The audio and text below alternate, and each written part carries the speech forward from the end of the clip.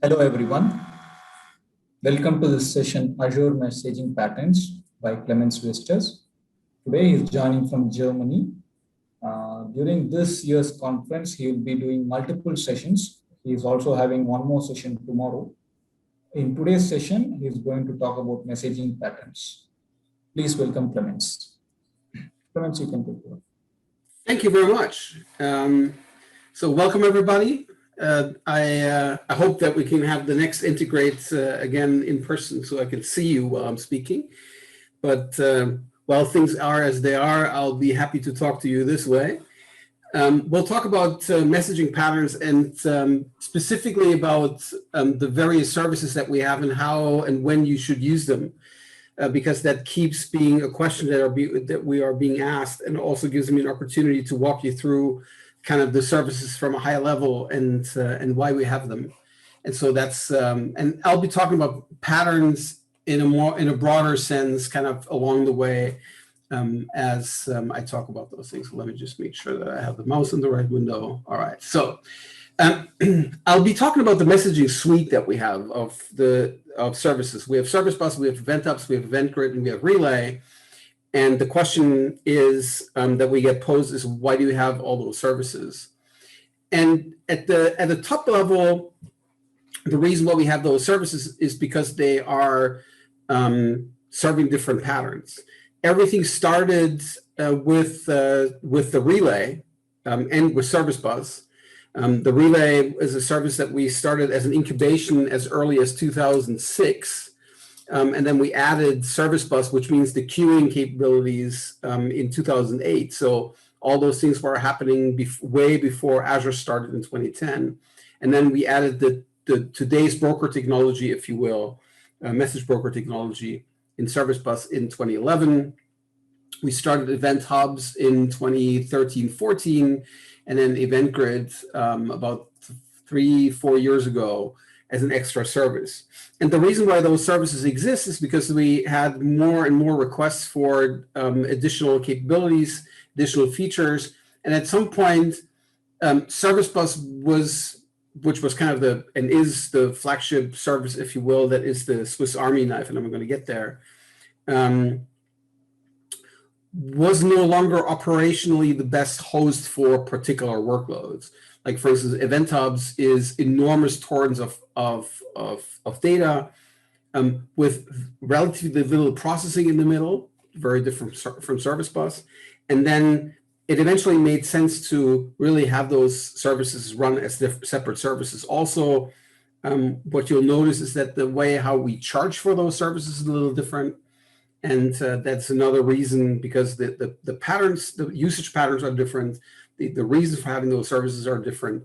And so I'm going to explain in the next 40 minutes why we have those services in that detail.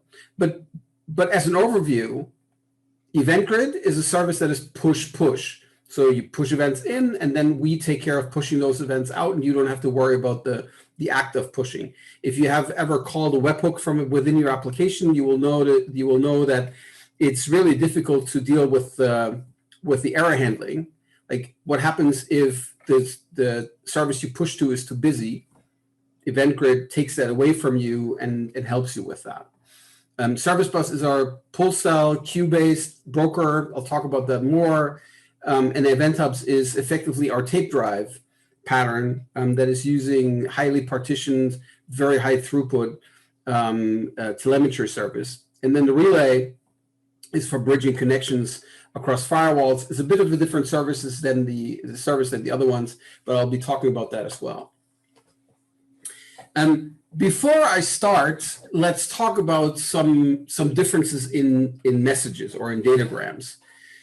When we move data around in Event Grid and in Service Bus and in Event Hubs, as well as in Kafka and MQ and ActiveMQ and SQS and Azure Queues and any of these services, we are dealing with different kinds of data that we're moving, and the different kinds of data have direct impact on how we need to think about architecture. If you have a job or a command that you want to go and send to another party, you're conveying an intent. You have an expectation from them. And you're often engaging in a conversation with them, which means you are sending a command and then you're expecting feedback when that command has been executed. Also, those intents typically control a transfer control from one part to the next of the system, or they actually do actual value transfers. Like if you think about a bank transfer, right? You're doing an accounting movement of money, of value from one place to the next place, and that's something that's expressed in messages. All those things are intents. If you have an intent, you're expecting processing, you're typically expecting that processing, the handling of that event by one party, which is very different of a relationship from eventing, where you're simply conveying facts. You're telling another party about things that happened in your realm, in your system, state changes, etc., and you make that information available for them to go and act on. So you give them history, you give them things that have already happened, and you have not an expectation at all about what shall happen to them. So that's the difference that we draw between jobs and commands or messaging and eventing. And so event hubs and event grid are services that are focused on the eventing side. So they're about carrying and distributing facts, and there are pub-sub services, if you will, for that purpose, so that it doesn't matter how many parties get a message. And Service Bus is a service which is focused on transferring control, transferring value, transferring jobs, and allowing a client to have enough control over a job so that we can be sure that the job gets executed. And if the job fails, that the job then gets executed eventually. So Service Bus is, so we'll talk about jobs and commands first, is the service that's specializing on this, but it can also do eventing. So the core concept of Service Bus is a queue.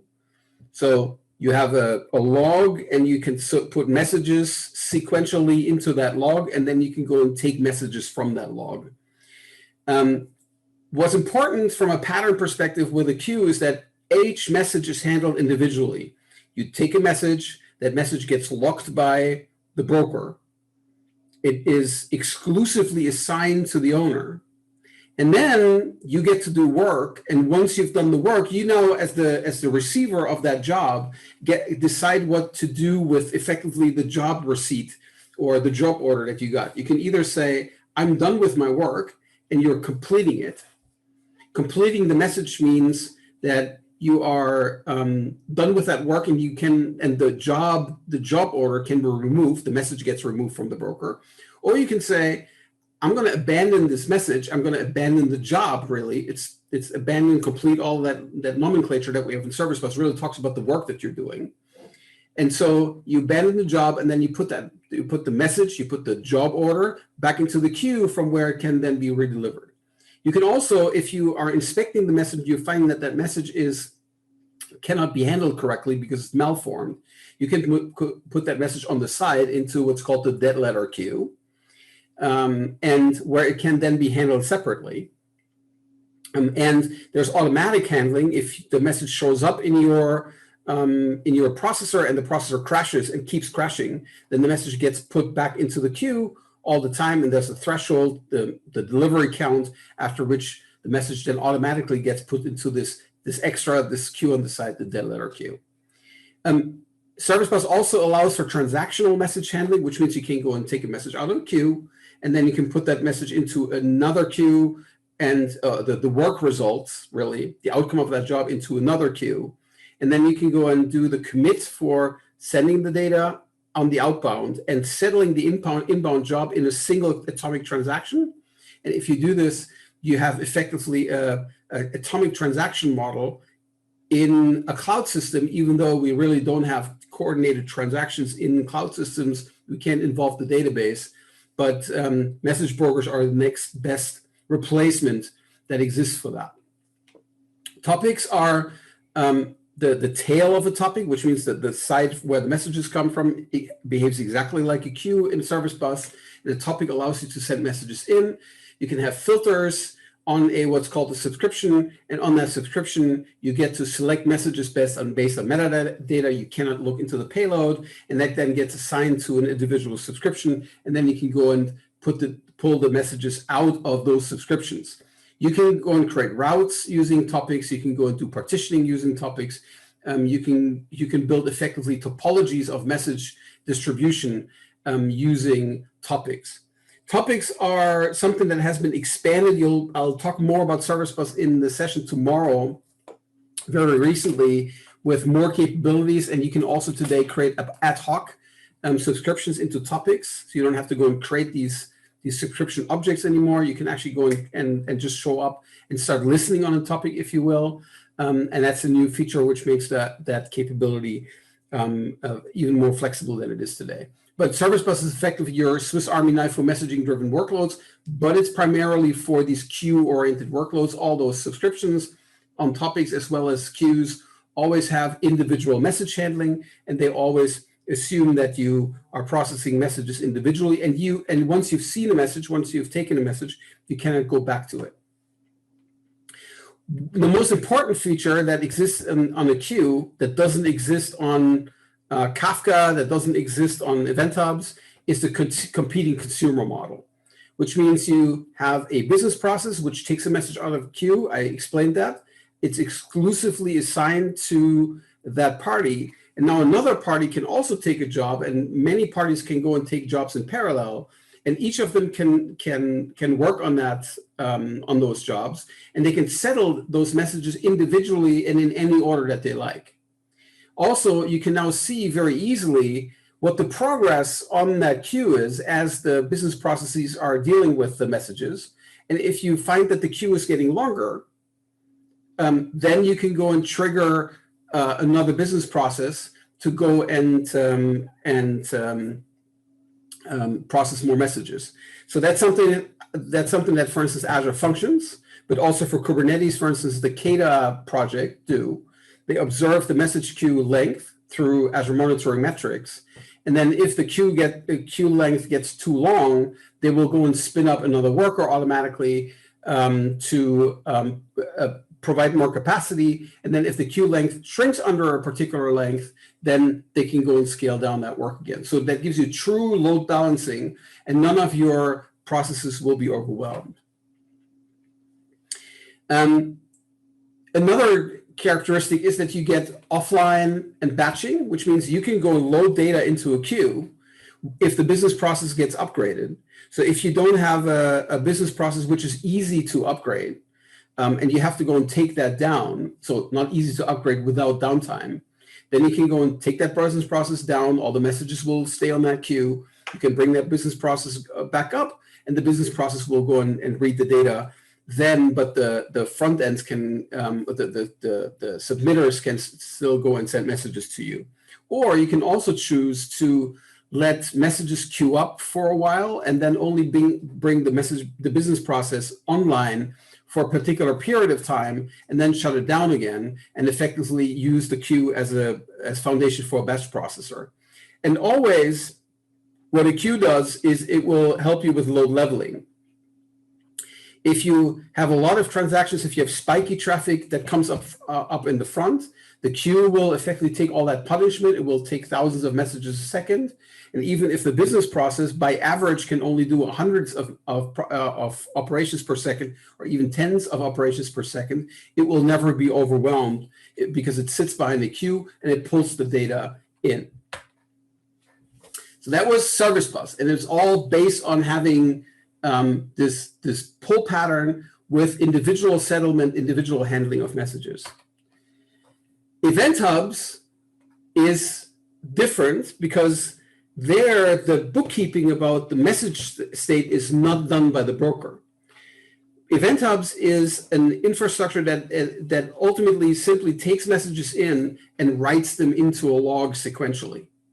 And it makes them then available for consumption, but really the consumption, where that consumption happens, is really up to the client. And the client can choose to go to the oldest retained message. Event Hubs in Event Hub Standard retains messages for up to 7 days. message event hubs dedicated, or the new premium SKU that we just announced at I was about to say PDC conference, the Build conference, holds data for up to 90 days. And so you can go to the start to get the oldest events. You can go choose to only get the newest events, or you can do a time-based offset into any point in time between right now and the last 7 or 90 days, depending on how long you choose to retain that data. But that's mostly your index into that event log stream.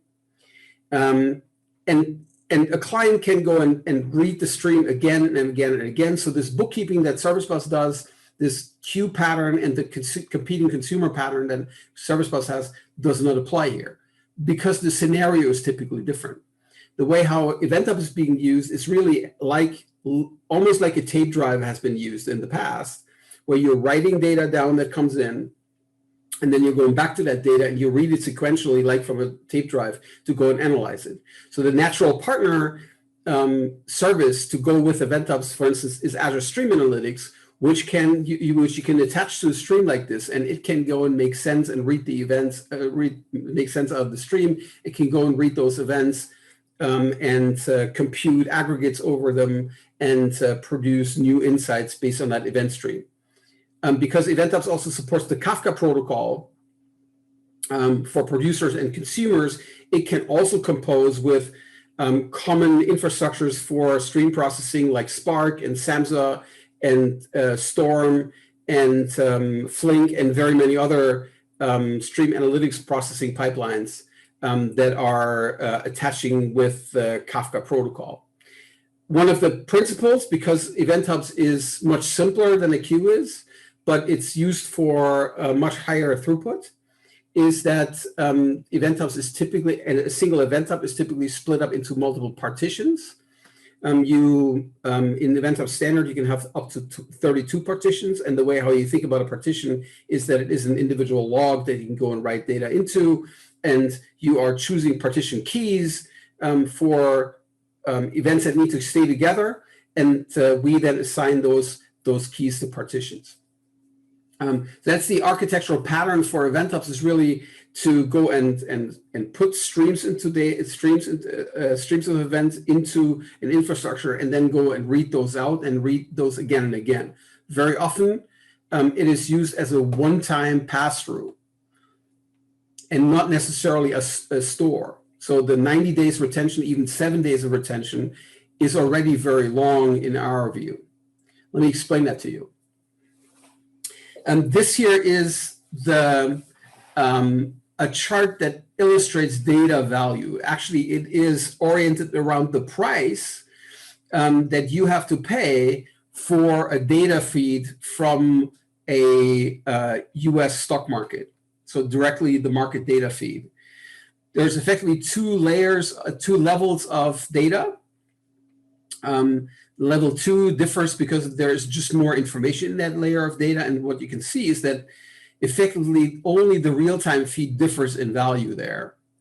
At real-time, there is a lot of value in those feeds, and you pay a lot of money. You pay tens of thousands or hundreds of thousands of dollars to have these terminals that give you real-time data, and that can also feed real-time data into your algorithmic trading processes to get trading information.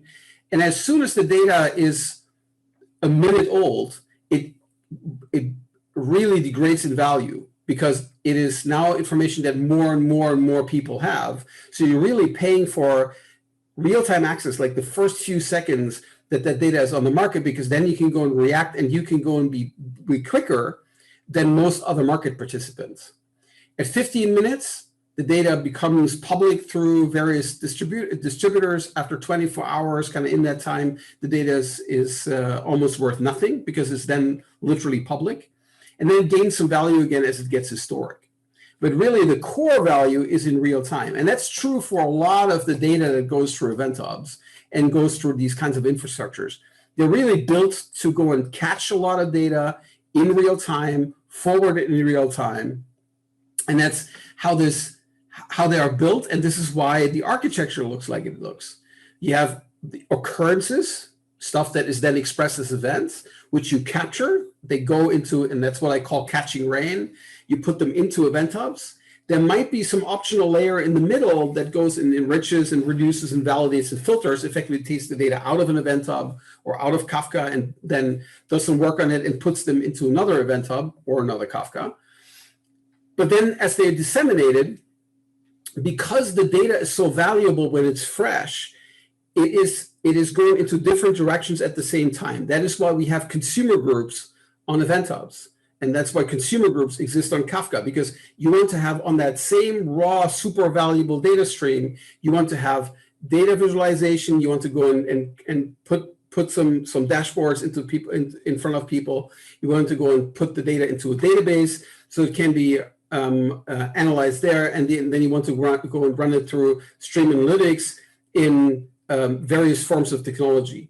And it's not rare that a single feed gets pulled into 7 different directions with different technologies because that data is so valuable. And if you think about the market data story, right, within a few seconds, that data degrades, which means you want to do as much as you can. You want to get as much value as you can out of that freshness. And that is why those infrastructures exist. It also means that those infrastructures optimized for speed don't do a lot of work. So you don't have as many features inside of event hubs as you have in Service Bus, because velocity is the thing that matters. Low latency is the thing that matters. And that's also why we're relentlessly optimizing for latency in event hubs, and specifically in event hubs premium, as we showed it around build, and that you'll hear more about this week. What we don't believe in is, we don't believe that event streams are great databases. And that's also the 7 days or 90 days limit that we put on event hubs is something that is a deliberate guidance statement, if you will. We don't think that event hubs is really made for those first few seconds in the life of an event. And very many customers use it that way. So for many customers who we have, the 24 hours, the minimal retention time, 1 day, is something that they use for the case that their consumers are falling behind or that their consumers might be down. But in reality, they only read that event per consumer group. They only read that event once, and then they project it into different stores if they retain that data. They never go back to the event hub 3 days later, 7 days later to go and pick up those events. Because as data ages, you need more indexing. So here in this picture, you have a bunch of cars, and the bunch of cars form a fleet, and that fleet might be based on very many different aspects. You might have an insurer who has these OBD boxes that are plugged into the car. You may have a vehicle manufacturer who wants to go and put telemetry, who wants to harvest telemetry from the cars that they manufactured. You may have a fleet manager who has instrumented all the cars that they manage in their fleet. There's various different reasons to do these kinds of flows, and sometimes a single car emits several different streams. Those streams go in real time through the upper path. So they're going into event hubs as the central store, but then they go and get aggregated and are being visualized or being acted upon in real time. That's all stuff that happens on that data stream, consolidated from all those vehicles within the first seconds of those events existing. And then on the lower path, you might be interested in certain technical information that's coming out of the car for historical reasons. So what you'll do is you're going to go and take the same stream or a subset of that stream, which means the technical information, and we'll go and put that into a database. But that's a different model. That's a different store. And you will go and take those events and you will enrich them with extra metadata. You will take the events, you will open them up, you will look into the payload, and you will store the payload first and foremost. And then you will go and do further indexing on that payload. Because if you store technical data and you want to do some postmortem on let's say, an engine problem that a particular car has, then you will say, hey, I have car 721215, and I've had a engine problem with it. What was the oil pressure in this particular point in time? And yes, you will be interested in getting a stream, a substream, from point in time until point in time, but you already have 3 or 4 different indexing dimensions, lookup dimensions, that are not just the time axis. And those will lead you to that substream.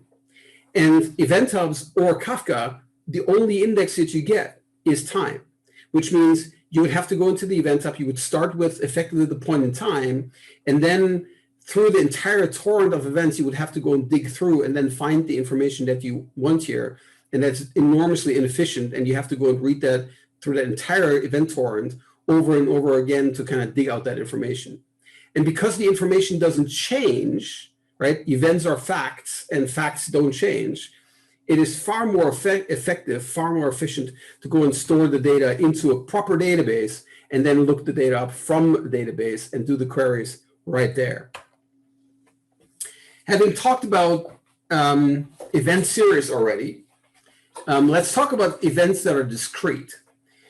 So the event series that we just talked about in Event Hubs are time ordered, context partitioned, and they usually give you condition information, right? There's oil pressure, or there's some diagnostics information that you're getting. You get metrics from particular services, but they're all point observations that rarely make any sense without looking at the prior and the later events, so that they need to go and hang together. And typically only the aggregates out of this are actionable.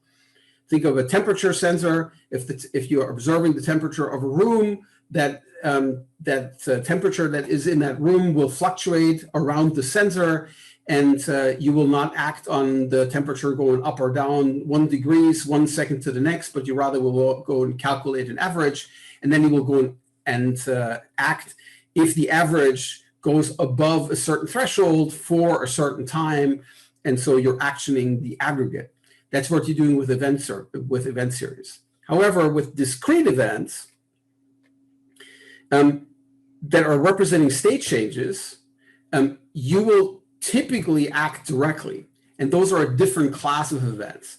And that's what we call discrete events. They're independent. They have nothing to do with the prior event or the next event. Event Grid is specifically an infrastructure for that. Event Grid is how we provide you with events that are raised by the Azure platform. So if a storage account blob container has changes in it, a directory is being created or deleted or changed, a file is being created or deleted or changed, we will raise an event for you, and you will be able to subscribe to that event using Event Grid.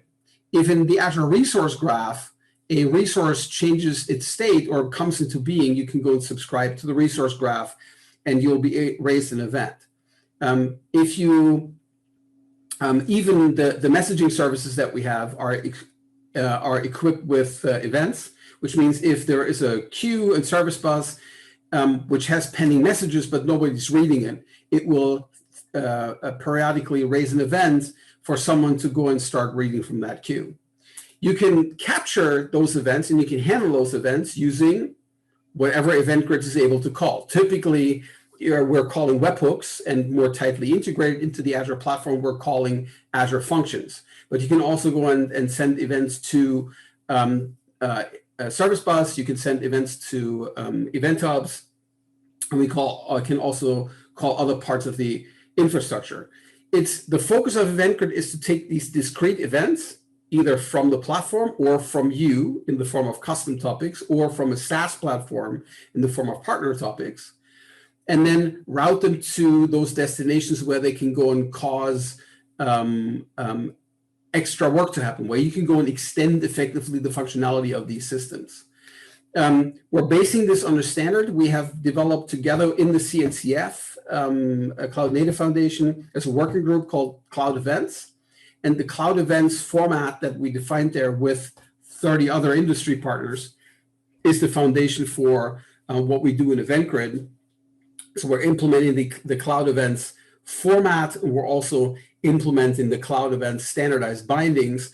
and you'll see more and more and more infrastructures supporting cloud events that then will also easily compose with Event Grid, and already do. Event Grid exists in two forms. One is built into the Azure platform, and the other one is brand new, and that is in the form of Event Grid on Kubernetes, where on Kubernetes with Azure Arc, where you can deploy Event Grid into any Kubernetes cluster that has been enabled for Azure Arc. The way how we look at these discrete events and how you can implement things with Event Grid is that there really are an extensibility enabler. You have an event that's being raised out of the infrastructure or out of an application, and you're simply reporting out a fact that has happened in your system. And now you're able to go and create extra new functionality without the original core of the application being necessarily aware of that extension existing. That is significant. So for instance, if you have the sales lead created event that comes out of a CRM app, the CRM app is largely just a database application that is keeping track of activities in sales, or a sales application, activity in sales, and basically records them, but sometimes does things with them. But if you want to go and take action, probably tactical action based on that sales lead being created, there's a new address, and now you want to go and contact that particular person. You want to send them some particular information. You have an event or an activity that only runs this week. Then you want to go and build some functionality, and you may want to go and build this in Azure Functions very easily. And then you want to go and hook this up to the work that happens inside of that CRM system without touching that CRM system, without having to go inside of it. So if the CRM system kind of spews events out, and you can go and catch those, and you can go and act on them, it's a very easy way to go and build extensibility. So discrete events, these event engines like Event Grid, are a great way to enable extensibility for your applications. And so that's the way how we're looking at event-driven, is that you have a core service, and that core service or your microservices, they're interacting with each other with commands and requests. That's kind of service bus territory, where you are, or RPC territory, where one service is talking to the next service. And then if you want to go and extend those services further out with more functionality than has been initially designed and thought about, then you effectively extend by allowing state changes to be propagated, and then by extensions to go and react to those state changes, look back, get the necessary data related to those state changes, and then implement other completely different functionality. One more example, for instance, the Azure Blob Store is a core service of Azure, and you can go and simply by extending it with event handlers that are reacting to the blob created event, you can react to files being uploaded that have the JPEG extension. And if you are reacting to a JPEG extension having been uploaded, you can then be called, a function is called, that can go and take a look at the file, inspect it whether it's really a JPEG document, can go and read it, and can create thumbnails in a different container of the same Azure account, so that you have an automated thumbnailing service. The Blob account itself didn't know about it being a thumbnailing service, but you could easily extend it with that hook that notifies you that a new JPEG file has been uploaded, and you can build this thumbnailing technology kind of into this storage account, using the storage account's ingestion gateway, using the storage account's RBAC system, etc. But you can build functionality simply by extension. The relay is a wholly different story, and has very different uses than the core messaging services, but they compose really well. We have a lot of scenarios where there is microservices, databases, other endpoints that are sitting inside of private networks or on a public network, and they need to have integration with the cloud, and we need to be able to kind of get to them to make that more for you to understand that better. Sorry, I brought a few examples. You have a cloud app, and the cloud app needs to get to a on-prem firewall asset. There's a database. The database sits on premises. You can't move that database because it's sitting there forever. It's a legacy system. It won't move.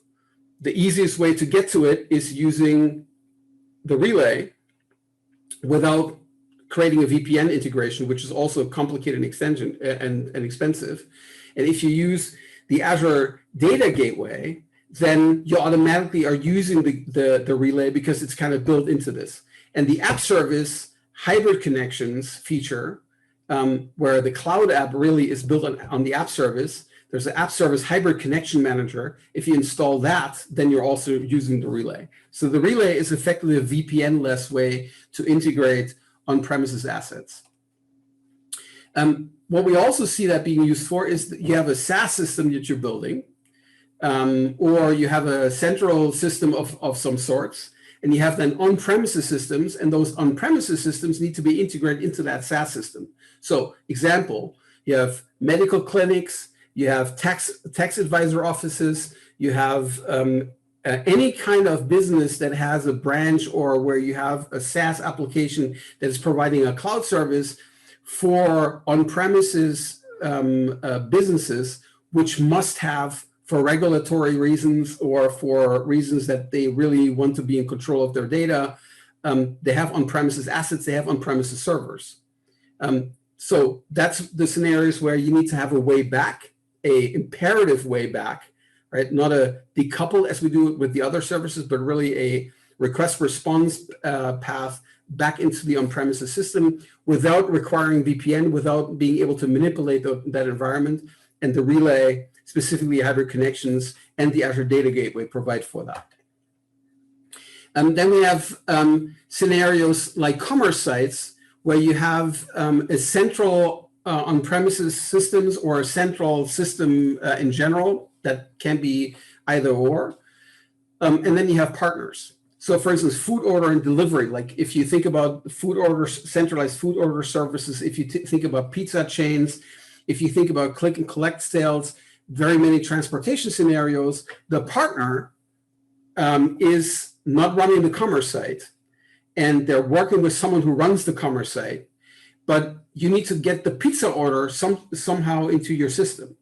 And here's a way for you to be able to go and put the pizza order into the system, get an immediate acknowledgement that that is possible, and you can do this effectively with an RPC call into the partner environment, into a pizza store, and that pizza store or whatever it is can also be in someone else's network in a mall. And without requiring a VPN, without setting up a VPN, you can go and connect out, and we can then connect back in. And then what we also see is that you have these mobile, you have on-premises applications that are requiring extension with mobile device gateways. Mobile devices obviously cannot connect directly back into, or have a hard time connecting back into the on-premises assets if people are on the road. So they need to have a bridge that sits somewhere in the cloud. And again, here the mobile device gateway is really there to talk to the web and mobile devices, and then the web and mobile devices can then talk back to the on-premises assets. And that's something where we have customers who are doing work in the medical field, where the patient data really has to be on premises due to regulation in different countries. And the gateway is really only there to create connectivity, to create an access point for the web devices in the cloud. But really the data is then also being shuttled back and forth through the relay. So as the bigger picture, we have a bunch of services: relay, event grid, service bus, event hubs. They're enabling communication, right? 3 of them are enabling communication that is asynchronous and datagram oriented. 1 of them is synchronous and stream oriented. But there's more to this. and there's very many more scenarios. For events in particular, I made this only about events, this slide, but it's applying to other messaging scenarios as well.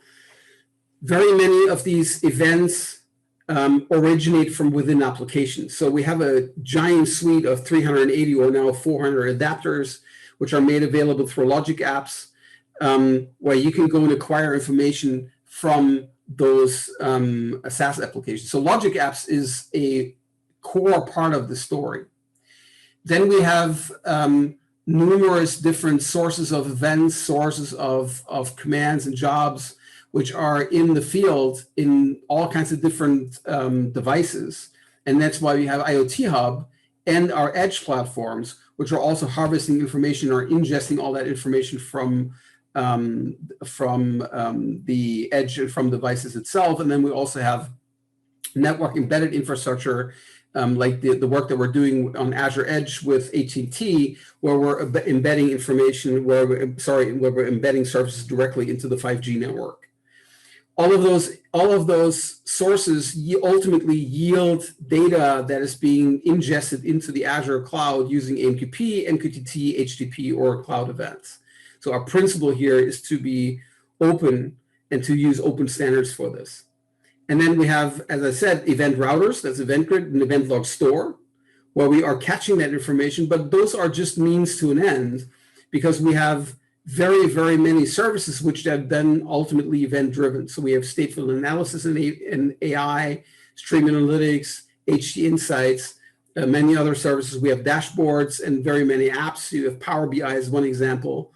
Very many ways to go and index streams in databases, may that be Cosmos DB or SQL or Postgres SQL, Azure Functions, and of course, Logic Apps as a workflow engine. And then we have various ways to go and archive that information. So our story here is not one where we say it's event hubs or it's service bus that we're talking about. We're really talking about the eventing platform is Azure all up and not just one product. And those events take various different journeys. So one of the goals that we have is to make those event flows smoother and smoother so that you don't really have to write a lot of code to kind of make those flows work. And so you see more and more of that happening in the portal, specifically, where you can go and stitch those routes together, and you're going to see more and more of this. So ultimately, that picture then evolves into a bunch of building blocks, which then turn into this portfolio of services that we have, SaaS platform integration coming from Logic Apps, EDI integration in Logic Apps database, change capture, which is something that we do in the data platform, and more also on the eventing side, and our protocol work that we do to make sure that you're not being locked in by the work that we do here, but that you are able to also use the clients with other platforms as well. And that is what I brought you for today as an overview of streams. And now I should go and take a look at my other picture. Okay. There's one question I left particularly for you, Clemens, at the top of the accepted list about transactions, because I figured that would take a little bit more nuance and discussion about. Yes. Okay. Well, so has Service Bus implemented? Yes. Has Service Bus implemented two-phase commit distributed transactions for the NQ and DQ operations? Service Bus has implemented JMS transactions or local transactions around NQ and DQ operations, actually around NQ and settlement operations. We don't support two-phase commit the two-phase commit protocol. And the reason for that is very simple. There is no transaction coordinator existing that can guarantee 100% uptime in the cloud. And there's no transaction coordinator existing which can provide 100% reliability in the cloud. And if you cannot have a transaction coordinator which can be as reliable, then you also cannot build a resource manager which can play with that provider. What's also a problem is that while there is an API convention in the form of XA, there is actually no wire protocol that goes with XA that anybody could implement to work with a coordinator like this. So the most prevalent implementation of 2PC that we see today is in Java. And the interesting thing is there is that the coordination is done purely inside of effectively the Java application server, with the resource managers typically playing along using some proprietary means to enlist in that transaction coordinator, but there's no open protocol for us to implement. So there's a whole 1 hour talk about that topic, so I'm going to make that short here, but the answer is no. And the answer is we will not, because there is no technical foundation on which we can implement 2PC, and that is not even getting into the problems of the CAP theorem and the relative impossibility to keep promises in dynamic environments as in the cloud.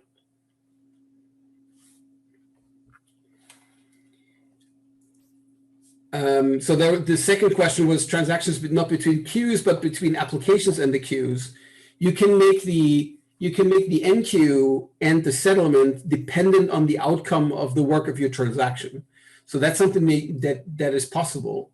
Obviously, like you put the commit into the queue at the end of your work, so you can create that dependency. What you can't do is you can't make a database operation directly dependent or entangle it with the outcome of the queue operation. That was answered. Individual queues and topics, access control, size limits has been answered. I think you've answered most of the other questions, right? Kevin? At the very end of the list. Sorry, I was muted. How can we best monitor the events for no events, failed events for different event grid topics? Add a common place for troubleshooting.